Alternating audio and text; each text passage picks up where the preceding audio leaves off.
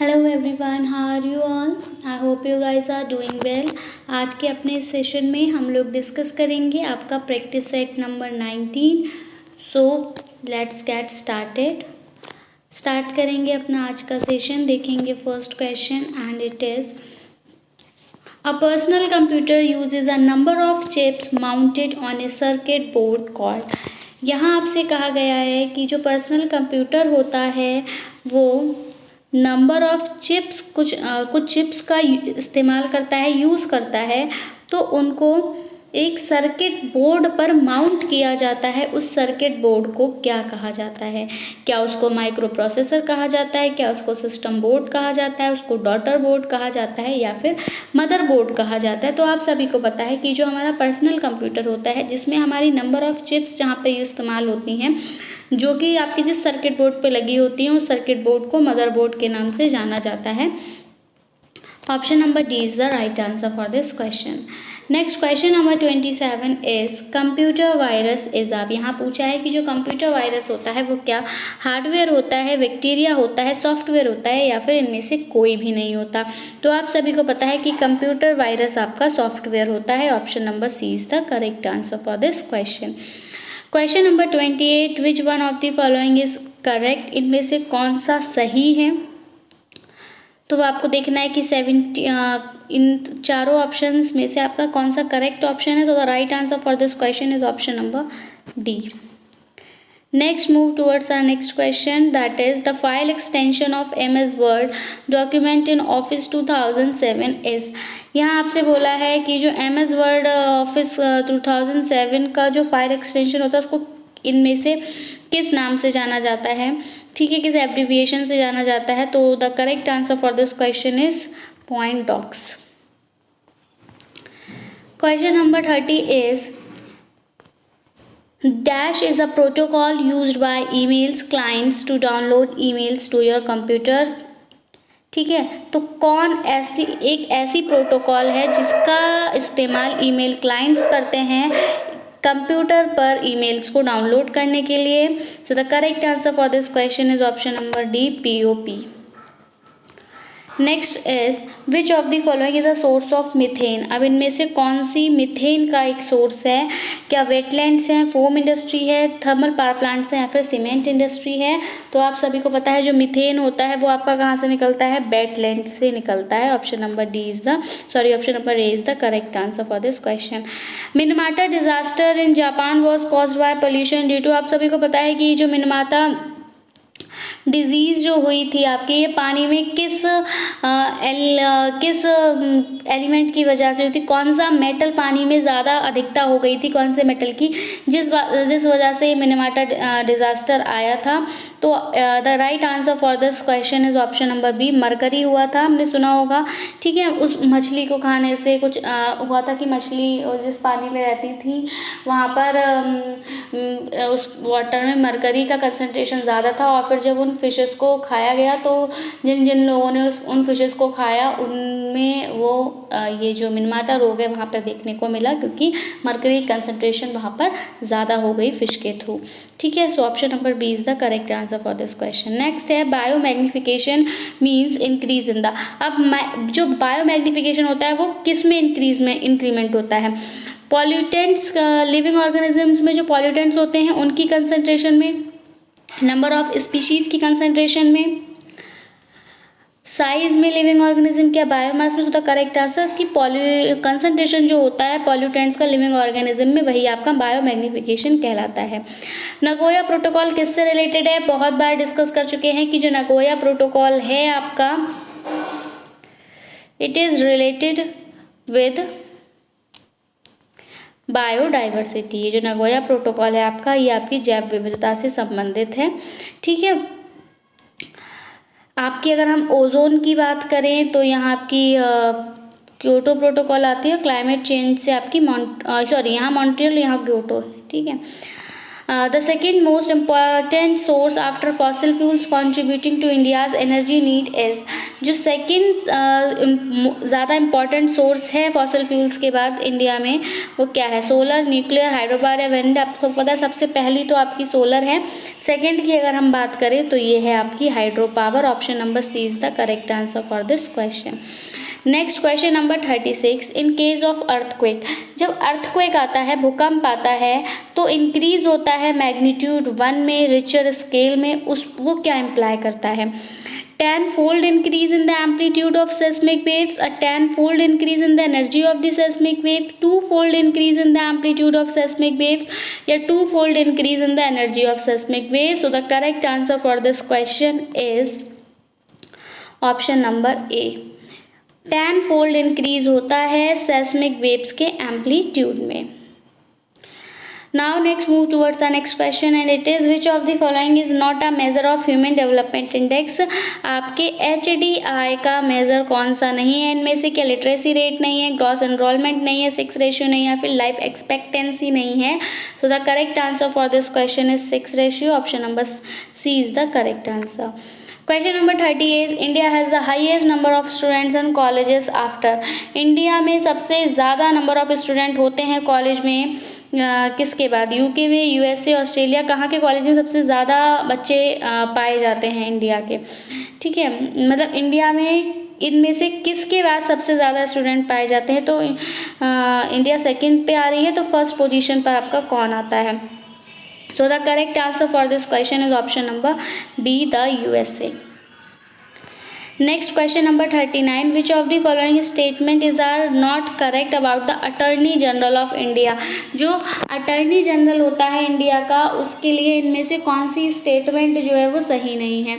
President जो है वो अपॉइंट करते हैं एक पर्सन को जो कि क्वालिफाई होता है हाई कोर्ट का जज बनने के लिए, वो अटॉर्नी जनरल होगा इंडिया का, या फिर उसके पास राइट होगा ऑडियंस का in all the courts of the country?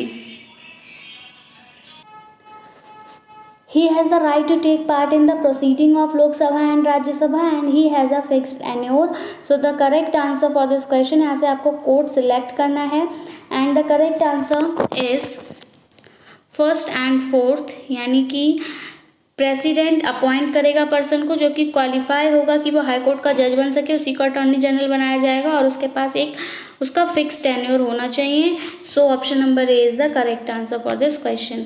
Next question number 40, इनमें से कौन सा prefix president Pranab Mukherjee, which of the following prefix president Pranab Mukherjee desire to be discontinued while interacting with Indian dignitaries as well as an official noting? So his excellency महामहिम honourable Shrimati पूछा है, इनमें से कौन सा प्रीफिक्स यूज किया जाता था प्रेसिडेंट प्रणब मुखर्जी के लिए? सो the correct answer for this question is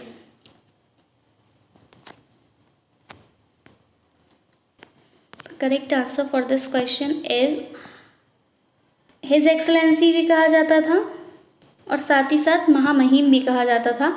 option number C is the correct answer for this question.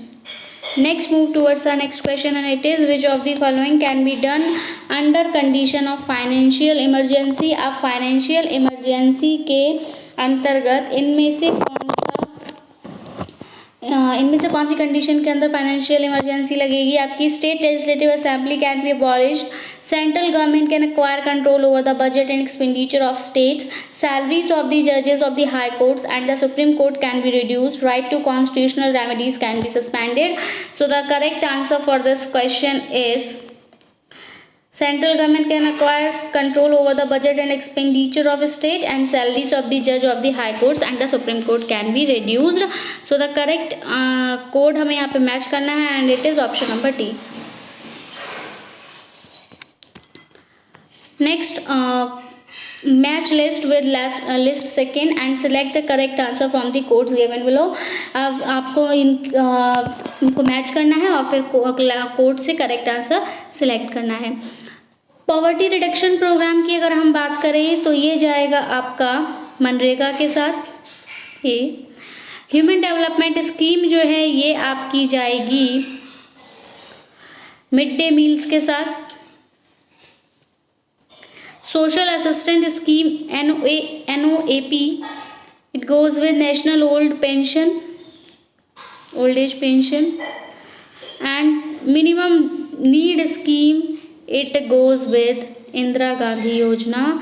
सो जो आपका कोड बन रहा है यहाँ पर आप देख रहे हैं, बन रहा है 4 first 3rd and 2nd, and it is here in option number A.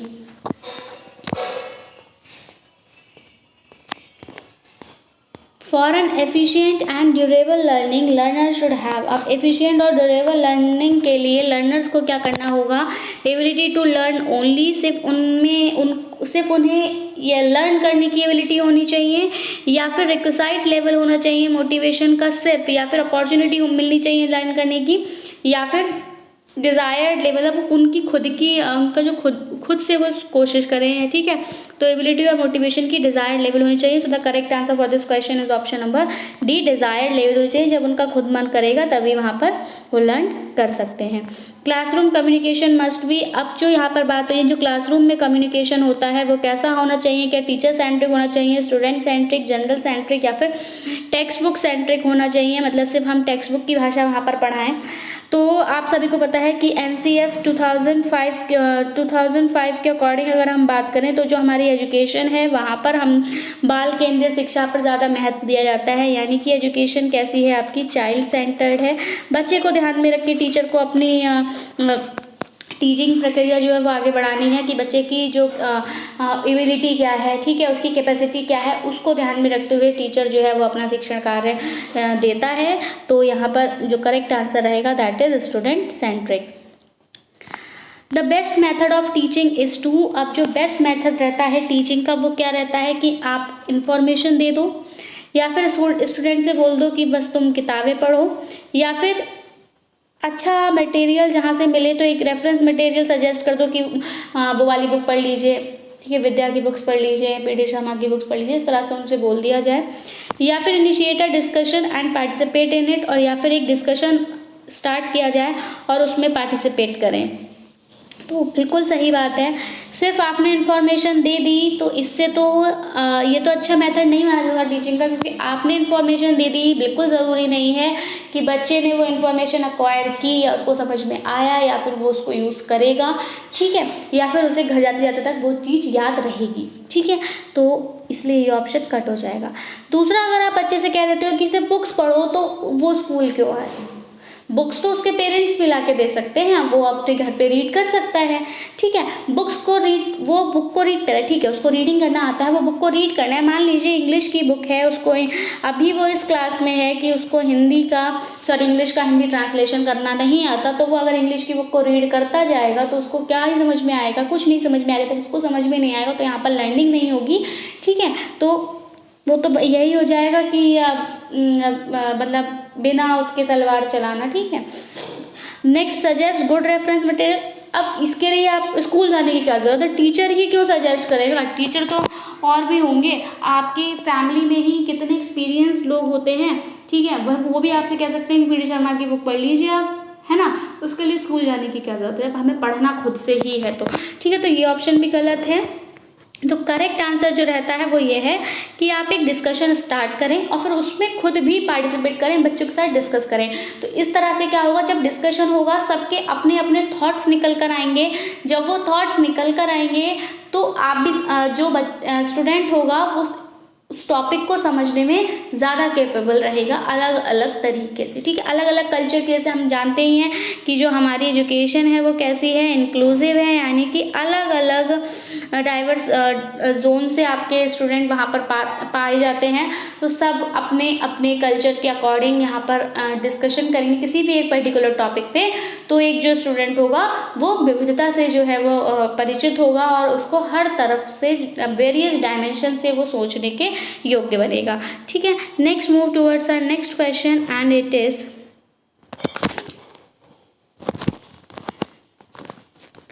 Interaction inside the classroom should generate. यहाँ पर बोला है कि अगर इंटरेक्शन होता है क्लासरूम के अंदर, तो क्या उत्पन्न होता है, क्या जनरेट होता है, क्या इंटरेक्शन होने से आर्ग्यूमेंट होता है, या फिर इंफॉर्मेशन, या फिर आइडियाज़, या कंट्रोवर्सी। तो देखिए अभी जैसा कि हमने जाना, आर्ग्यूमेंट नहीं होता जब आप कुछ भी आपस में इंटरेक्ट करते हो। ठीक है, मैंने बोला आज मान लीजिए कि आप अपने स्टूडेंट्स को लेकर गए और आपने उनको एक एलिफेंट दिखाया। ठीक है, कहीं भी आप जू वगैरह में लेके गए और आपने उनको एक एलिफेंट दिखाया, और उस एलिफेंट को दिखाने के बाद आपने एक ग्रुप बना दिया 5 स्टूडेंट्स का, और उनसे कहा एक एक करके आप मुझे इस एलिफेंट के बारे में एक एक पॉइंट बताइए। ठीक है, अब क्या होगा, पहले बच्चे ने बोला कि जो एलिफेंट था वो बहुत बड़ा था। ठीक है, दूसरे बच्चे ने बोला उसके पास ट्रंक थी। तीसरे बच्चे ने बोला कि उसके जो ईयर्स थे वो आपके फैन टाइप थे।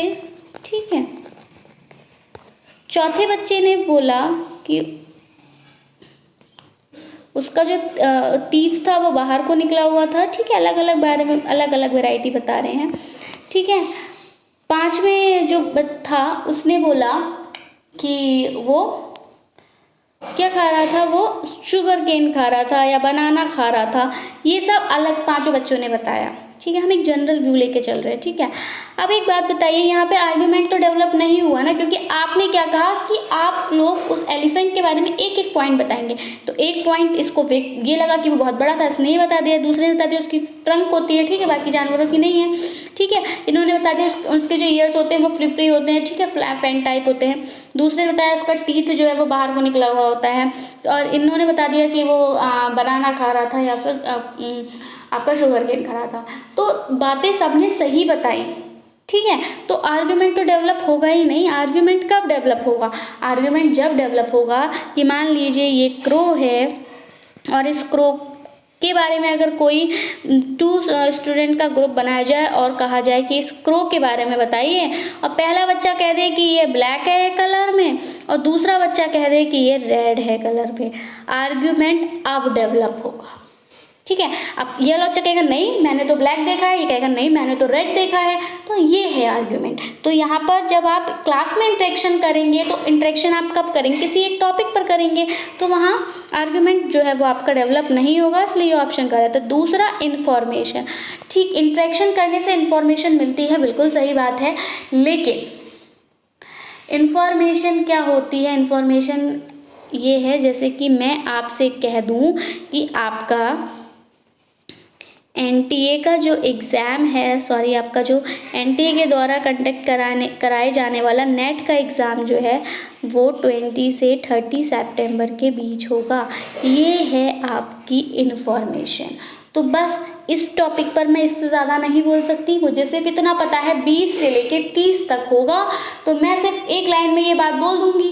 ठीक है, तो इन्फॉर्मेशन क्या है, आप किसी भी चीज़ के बारे में जो भी कोई नई इन्फॉर्मेशन आई आप एक बार में बोल देंगे, बात खत्म, वहाँ आप ज़्यादा इंटरेक्ट नहीं कर सकते। ठीक है, अब जब आपने बोल दिया एक बार में कि 20 से 30 सितंबर के बीच होगा, तो क्या आप वहाँ पर आप बताइए क्या पॉसिबिलिटी है कि दूसरा बच्चा पूछे कि क्या 21 को भी होगा, है ना। तो ये यहाँ पर इंटरेक्शन नहीं होगा। दूसरा कंट्रोवर्सी भी नहीं होगा। जो करेक्ट आंसर रहेगा आपका दैट इज़ आइडियाज़। जैसे कि अभी हमने देखा कि आपकी जो एजुकेशन है दैट इज़ इंक्लूसिव एजुकेशन, हमारी समावेशी शिक्षा है, अलग अलग बैकग्राउंड के बच्चे यहाँ पर पढ़ने आते हैं आपके। ठीक है, तो उनके अपने अपने कल्चर के अकॉर्डिंग अपने अपने थॉट्स होते हैं, अपनी अपनी मान्यताएं होती हैं, उसके अकॉर्डिंग अगर उनसे किसी टॉपिक पे कहा जाएगा तो वो आंसर करेंगे। ठीक है, अब जैसे कि हम मान लीजिए कि आपने बता दिया कि चांद है, ठीक है, मून के बारे में। अब ये जो मून है, इसी मून को हिंदूज क्या करते हैं, इसकी वर्शिप करते हैं। ठीक है, जैसे कि आपका करवा चौथ होता है तो ये चांद पर ही बेस्ड होता है है ना। तो एंड मोहम्मडन की जो ईद होती है वो इस चांद से के निकलने से ही होती है, ठीक है। तो ये भी चांद पर डिपेंड है। तो आप देख लीजिए अलग अलग बैकग्राउंड, यानी कि हिंदू और मुस्लिम, इन सब के लिए मान्यताएं जो हैं इस चांद की वो अलग अलग है, लेकिन ये चांद तो क्या है, एक ही है, ठीक है। तो अलग अलग आइडियाज़ जो हैं वो निकल कर आएंगे डाइवर्स बैकग्राउंड होने की वजह से। तो जब क्लास में इंटरेक्शन होगा इन डाइवर्स बैकग्राउंड के बीच तो आपको नए नए आइडियाज़ मिलेंगे, ठीक है। Next move towards next question and it is spare the rod and spoil the child gives the message that, ठीक है। अब यहाँ पर देख लीजिए कि रॉड को स्पेयर करना और बच्चे को बिगाड़ना क्या मैसेज देता है कि आपको क्लास में पनिशमेंट को बैन कर देना चाहिए, ठीक है, या फिर कॉर्पोरल पनिशमेंट को एक्सेप्ट नहीं किया जाएगा, या फिर अनडिजायरेबल बिहेवियर जो होता है उसको उसे पनिश किया जाए, या फिर children should be beaten with rods, या फिर बच्चों को रॉड से मारा जाए। तो देखिए वायलेंस नहीं करना हमें, ठीक है, वायलेंस नहीं करना है। बच्चे को मारना जो है पूरी तरह से एनसीएफ के खिलाफ है, तो बच्चे को आप रॉड से नहीं मार सकते, नेगेटिव है। पनिशमेंट क्लास में बैन कर दी जाए, नहीं, बिल्कुल नहीं। अगर आप क्लास में बच्चे को पनिशमेंट ही नहीं देंगे तो वो क्यों आपका होमवर्क करके लाएगा। होमवर्क बच्चा किस तरह से करता है कि हमें पनिशमेंट ना मिले। पनिशमेंट जो है वो आपको फिजिकली मार तोड़ के नहीं देनी है, उसे इस तरह से देनी कि मान लीजिए आपने आज 1 पेज राइटिंग का दिया था, उसने नहीं किया, तो आप उससे बोल दें कि अभी आप 2 पेज राइटिंग करेंगे, ठीक है। या फिर आप बच्चे को कह देते हैं कि आप हैंड रेस करके खड़े हो जाइए, तो ये थोड़ा गलत हो जाएगा। लेकिन आप बच्चे से बोलेंगे ठीक है अब तुमने नहीं किया तो अब तुम 2 पेज राइटिंग करोगे। तो इस तरह की पनिशमेंट आपको देनी चाहिए, इसलिए पनिशमेंट बैन नहीं होना चाहिए, इसलिए भी गलत है। कॉर्पोरल पनिशमेंट एक्सेप्टेबल नहीं होगी, लेकिन ये स्पेयर और रॉड और स्पॉइल दी चाइल्ड का मतलब ये नहीं है। इसका मतलब ये है कि अगर बिहेवियर सही नहीं है तो पनिश करना चाहिए, ये मैसेज दे रहा है ये हमारा, ठीक है, ठीक है। अनडिजायरेबल बिहेवियर है तो पनिशमेंट देनी पड़ती है। अब ये थोड़ी ऐसा जैसे कोई भी एक स्टूडेंट है वो स्कूल आ रहा है लेकिन क्लास नहीं ले रहा, तो ये उसका अनडिजायरेबल बिहेवियर है। अगर आप इसको डेली नोटिस कर रहे हैं और इसी मान्यता के साथ बैठे हैं कि अकॉर्डिंग टू एनसीएफ बच्चे को पनिश नहीं करना, तो ये उसके फ्यूचर को क्या कर रहा है, स्पॉइल कर रहा है। इसीलिए यहाँ पे लिखा है कि स्पॉइल दी चाइल्ड। इसलिए आपको क्या करना है कि अगर आप देख रहे हैं कि बिहेवियर जो है वो अनचाहा है, उसका अनडिजायरेबल है, तो उस केस में बच्चे को पनिश करना ज़रूरी है ताकि वो स्पॉइल ना हो। So option number C is the correct answer for this question. Next move towards our next question and it is the type of communication that the teacher has in the classroom is termed as। अब वो communication जो कि teacher classroom में करता है उसको आप क्या कहेंगे, इंटरपर्सनल कहेंगे, मास कहेंगे, ग्रुप कम्युनिकेशन, या फिर फेस टू फेस कम्युनिकेशन कहेंगे। तो आप सभी को पता है कि ये कम्युनिकेशन कैसा होगा, ग्रुप में होगा, क्योंकि यहाँ पर टीचर भले ही एक हो लेकिन स्टूडेंट्स कितने होंगे, आपके 30 to 40 होंगे, ठीक है, इतने होंगे नॉर्मली, ठीक है। तो 30 से 40 अगर नहीं भी है तो मान लीजिए 20 स्टूडेंट्स तो होंगे ही क्लास में, तो 20 स्टूडेंट एक ग्रुप हो गया। अब टीचर और स्टूडेंट दोनों ही आपस में बातें कर रहे होंगे ना, ऐसा थोड़ी ना टीचर क्लास में आएगा, अगर बच्चे गुड मॉर्निंग करेंगे तो टीचर रिप्लाई करेगा ना गुड मॉर्निंग का। ऐसा तो नहीं कि टीचर क्लास में आया, बच्चों ने विश ही नहीं किया, टीचर आया, उसने चौक उठाई, ब्लैक बोर्ड पर लिख दिया, बच्चों ने नोट कर लिया, किसी ने कुछ पूछा ही नहीं, ऐसा नहीं होता ना। टीचर क्लास में आता है, उसको विश भी करते हैं, पूछता भी है कि कल हमने क्या पढ़ाया था, बच्चे बताते हैं कल हमने ये पढ़ा था, आज हमें ये पढ़ना है। जब पढ़ाया जाता है तब वो ये कहता भी है कि हमें समझ में नहीं आया, कि आप दोबारा से समझाएंगे। तो ये क्या है, आपका एक तरह का कम्युनिकेशन है, और इस कम्युनिकेशन को इसलिए हम ग्रुप कम्युनिकेशन कहेंगे। Option number C is the correct answer for this question. Next is which one of the following is an indication of the quality of a research journal. अब इनमें से कौन सी क्वालिटी है रिसर्च जर्नल की, impact factor, H index, G index, या फिर I10 index. And the correct answer for this question is option number A, impact factor. Good research ethics means, अब जो गुड रिसर्च एथिक्स जो होते हैं उसका मतलब क्या है कि not disclosing the holding of share stocks in a company that sponsors your research, assigning a particular research problem to one PhD research institute student only, discussing with your colleagues confidential data from a research paper that you are reviewing for an academic journal and submitting the same research manuscript for publishing in more than one journal. So the correct answer for this question is option number B. आप एक ही script को अलग अलग journal publish होने के लिए नहीं दे सकते, ठीक है। तो जो करेक्ट आंसर रहेगा वो ये रहेगा कि आप एक पर्टिकुलर रिसर्च प्रॉब्लम को असाइन करेंगे एक PhD स्टूडेंट के लिए, ठीक है, या फिर रिसर्च स्टूडेंट के लिए। Question number 51, which of the following sampling method is based on probability. Probability पे इनमें से कौन सा सैम्पलिंग मेथड डिपेंड है?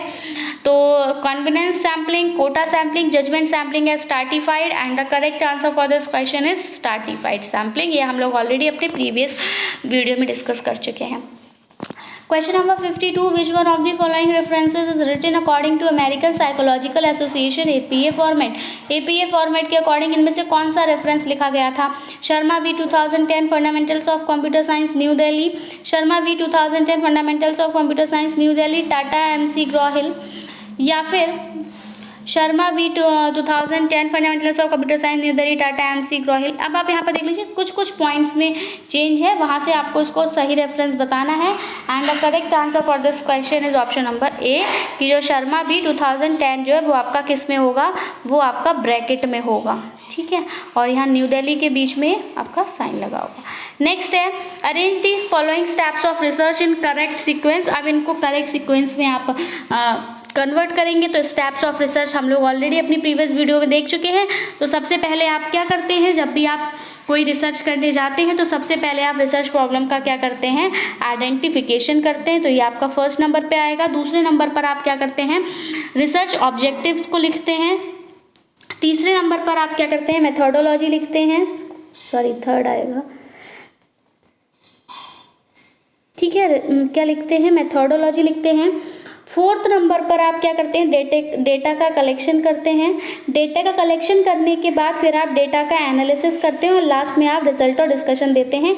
यानी कि आप देखेंगे सबसे पहले आएगा 1, फिर 2, फिर 4 और फिर 3, 5, 6 and it is here in option number B.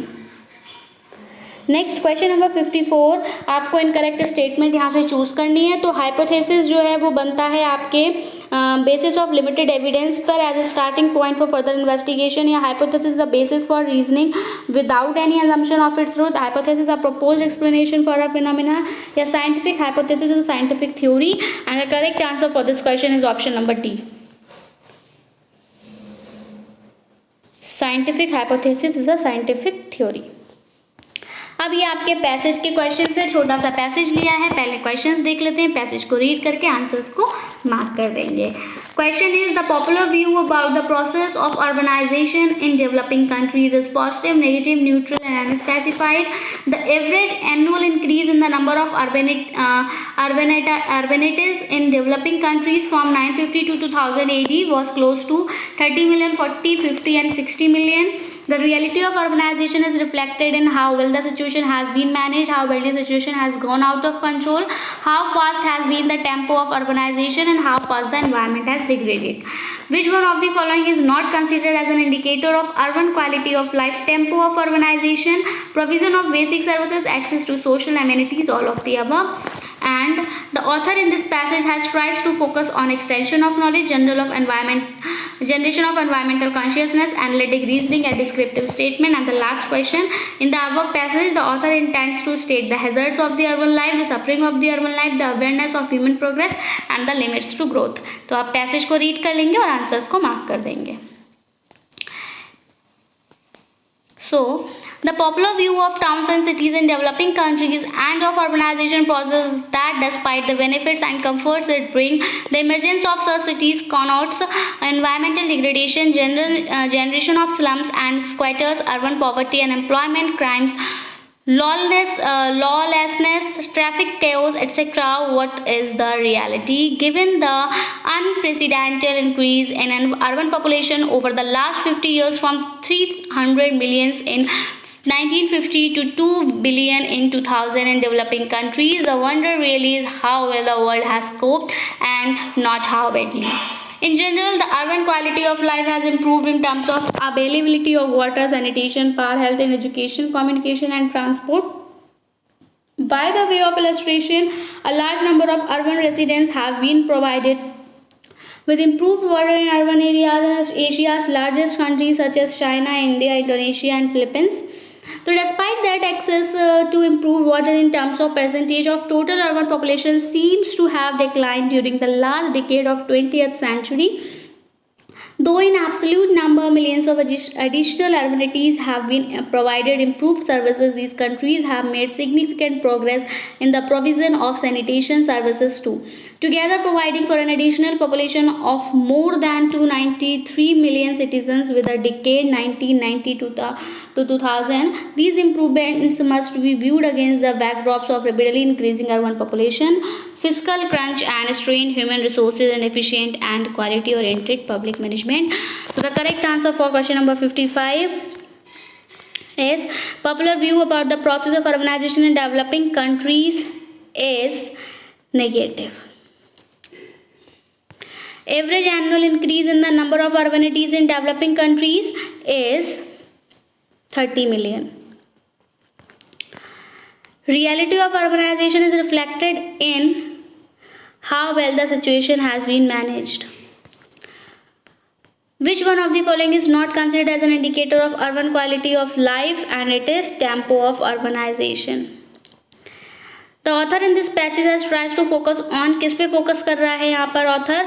तो यहाँ ऑथर फोकस कर रहा है आपके एनालिटिकल रीजनिंग पर. Option number C is the correct answer. And the last इस पैसेज में जो ऑथर है वो इंटेंड करना चाहता है to state that times the limits to growth, की ग्रोथ की एक लिमिट होती है. ठीक है, so that's all. I hope आपको वीडियो पसंद आया होगा. वीडियो पसंद आया तो प्लीज़ इसको लाइक करें, शेयर करें. That's it from my side. I'll be coming back with some new important questions. Till then, take care and bye-bye. Thanks for watching. Thanks. Have a nice day.